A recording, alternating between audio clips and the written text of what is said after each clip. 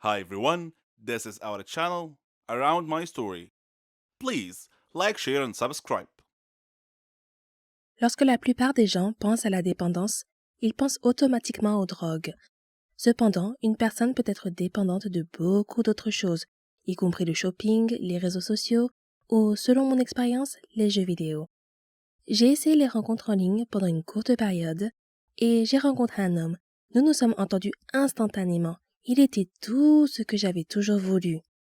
Il était grand et drôle, s'habillait très bien, avait de beaux cheveux et un bon travail. Nous n'étions jamais à court de sujets de conversation, et il me faisait rire. Au bout de quelques mois, ces jeux ont commencé à s'infiltrer dans notre relation. Je faisais 45 minutes de route pour aller à son appartement et il jouait à des jeux pendant un certain temps. Au début, cela ne me dérangeait pas. Je m'asseyais et surfais sur Pinterest ou regardais la télévision sur le canapé pendant qu'il jouait. Puis, une fois sa partie terminée, il consacrait toute son attention à moi. Il se plaignait que son ex-copine se fâchait contre lui à cause de ses jeux, mais j'étais différente. J'étais décontractée et cool, et je ne faisais pas toute une histoire pour quelques jeux vidéo de temps en temps. La plupart des hommes aiment les jeux vidéo, je le sais parce que j'ai un frère et des cousins. Mais une fois que nous nous sommes sentis plus à l'aise l'un avec l'autre, les jeux vidéo sont devenus de plus en plus fréquents. Presque chaque fois que j'allais chez lui, il était sur son ordinateur, la souris et le clavier cliquant à toute vitesse. Il criait sur l'ordinateur et parlait à ses amis dans son casque. Je m'asseyais sur le canapé, surfant sur Twitter et Facebook pendant des heures attendant qu'ils finissent pour que nous puissions passer du temps ensemble. J'ai compris que c'était son hobby et sa passion. Il a été joueur professionnel pendant quelques années au lycée et à l'université, et il a gagné des milliers de dollars, ce qui était plutôt cool. Je ne me suis jamais plainte. J'avais beaucoup de patience et je ne voulais pas qu'il pense que j'étais comme son ex colérique. Ensuite, il a commencé à annuler ses rendez-vous plus souvent. Une fois que j'ai emménagé, j'ai réalisé que lorsqu'il disait qu'il ne se sentait pas bien et qu'il voulait dîner une autre fois, il était probablement en train de jouer à des jeux vidéo et ne pouvait pas se séparer de l'écran. Nous projetions fréquemment de passer des week-ends chez ses parents, dans un autre état.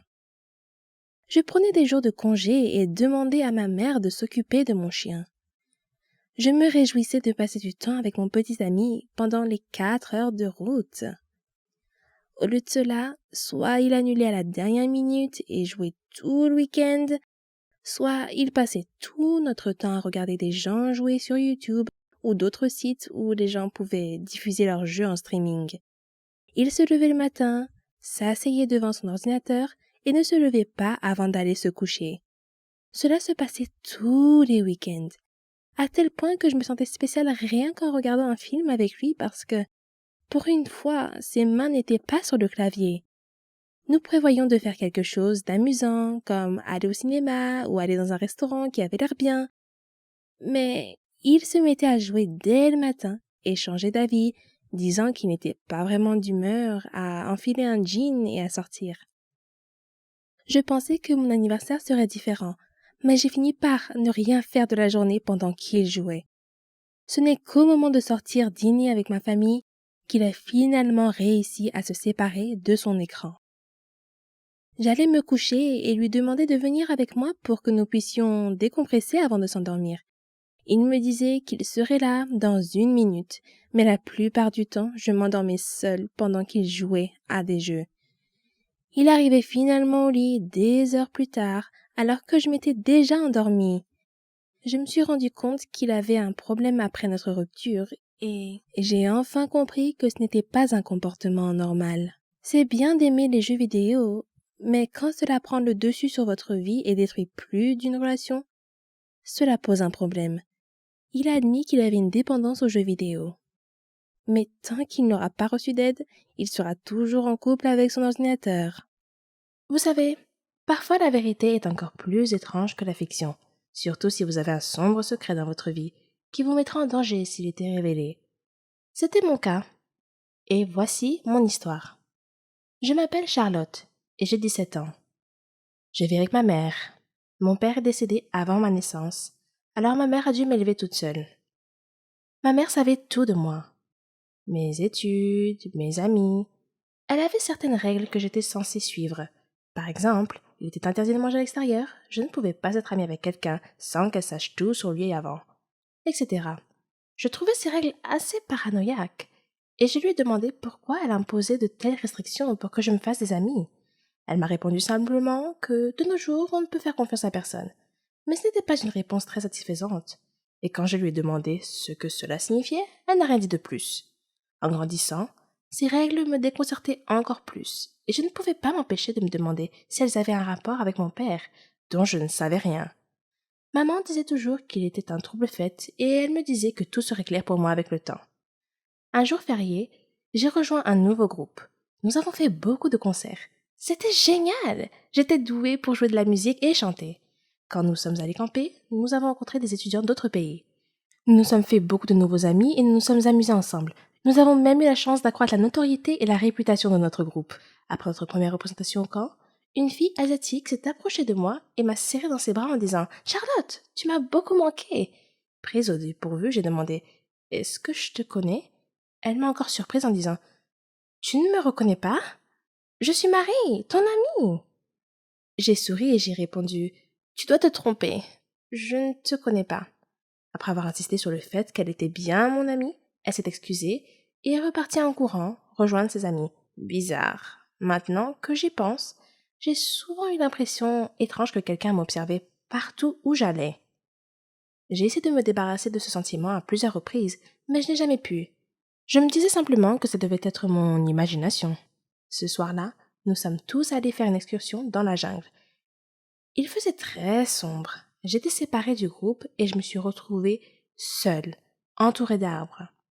J'ai appelé mes amis, mais personne ne m'a entendu. Soudain, je suis tombée sur quelqu'un. Une fille, semble-t-il, et je me suis excusée. Quand je me suis retournée pour la regarder, j'ai été choquée de voir moi-même, ou mon double. C'était comme si je me regardais dans un miroir. Qui es-tu? Ai-je demandé. Je suis Charlotte, a-t-elle répondu simplement. C'est impossible. Je suis Charlotte, dis-je avec assurance. Es-tu avec nous ici au camping? Oui, dit-elle. Je lui ai demandé quel était le chemin du retour vers le camping. Elle a indiqué une direction et nous sommes repartis. Alors que nous marchions, son téléphone a sonné. C'était son père. Il était inquiet pour elle et voulait s'assurer qu'elle allait bien. Nous sommes arrivés à nos tentes sans incident et j'ai dit « C'était vraiment agréable de te rencontrer, Charlotte. Je te verrai demain ?»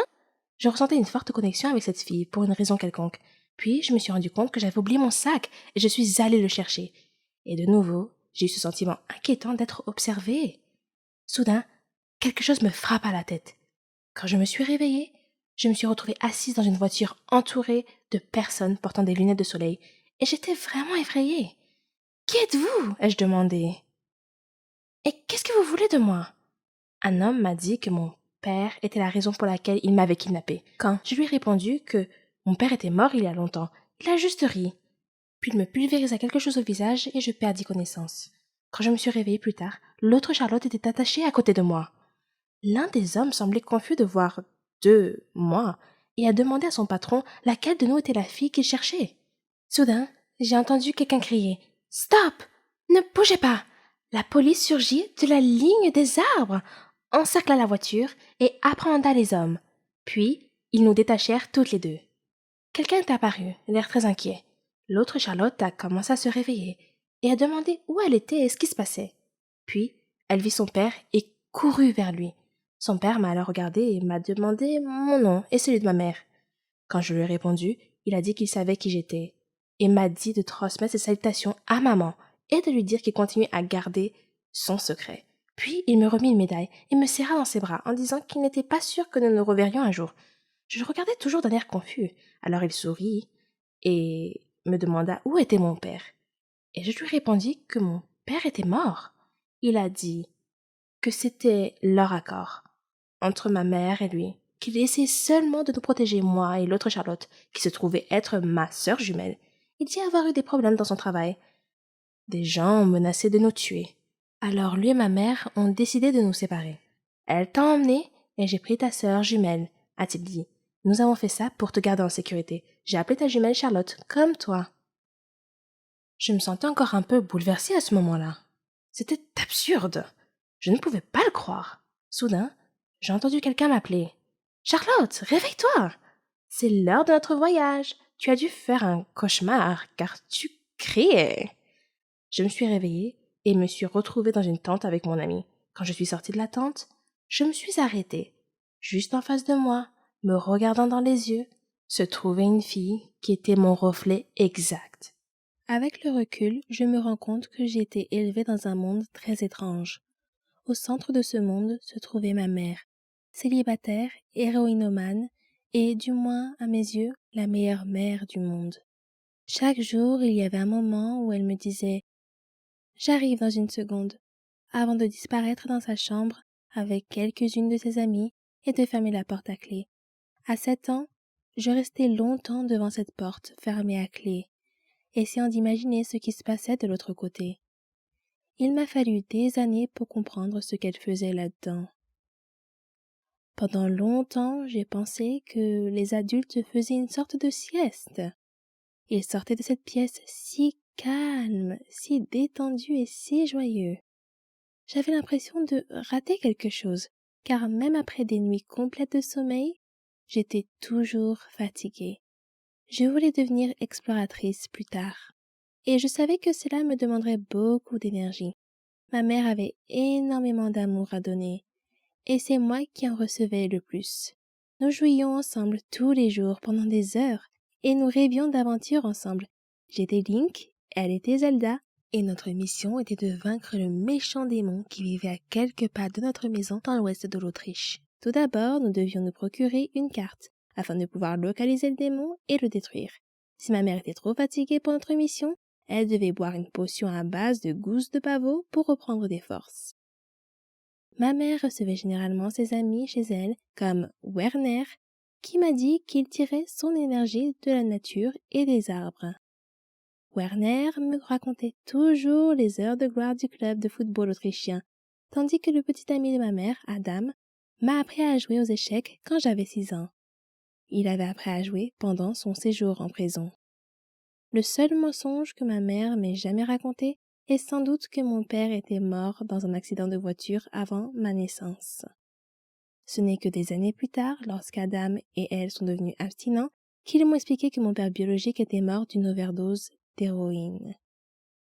Après avoir passé quelques mois en prison pour possession de drogue, il avait pris sa dose habituelle, mais sa tolérance avait baissé pendant qu'il était en prison, et la dose s'était avérée trop forte.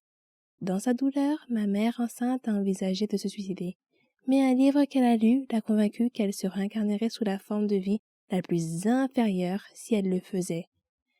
À l'école, j'étais un peu une enfant turbulente, grossière et mal élevée, mais c'était la norme là où j'ai grandi. Nous vivions dans un grand appartement vert au rez-de-chaussée d'un immeuble. Nous ne faisions confiance à personne qui se donnait la peine de frapper à la porte principale, car seule la police et le facteur le faisaient. Pour moi, c'était la même chose. Tous les autres passaient par le balcon et entraient directement dans notre salon.